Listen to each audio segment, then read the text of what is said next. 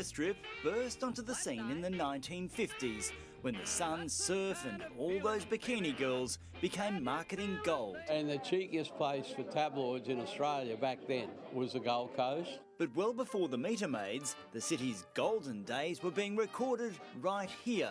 Feisty Irishman Patrick Joseph McNamara started the Southern Queensland Bulletin back in 1885 out of a tiny fishing village, population 220. It was out of a little wooden shed on Lawson Street in Southport. Now it's a 24-hour-a-day operation with a website. Still in Southport, in a city on its way to 1 million, times have certainly changed. $48,000. That's how much a block of land would set you back at Gavin in the mid-90s. Even in black and white, the paper has always been full of colour. The Gold Coast so often is dismissed as a place which has no culture, that has no history, but we do. It's rich, it's fascinating, it's very funny actually. The good, the bad, the bikini often making the front page. In fact, since its birth in the tourist town, the bikini's almost been a staple. All the southerners and the wowsers all complained and how immodest it all was, you know.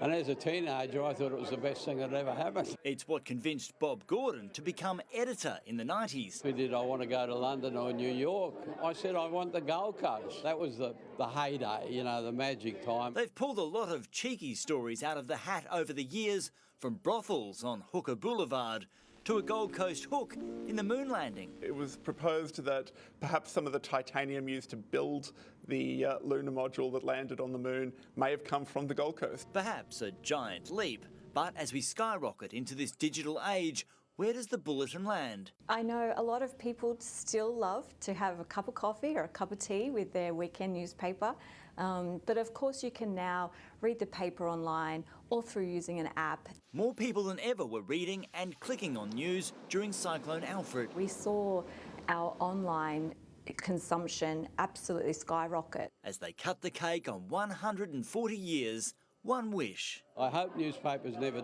on paper, never die, but I suspect they've probably got maybe 15, 20 years left. I hope I'm wrong. I hope they go forever.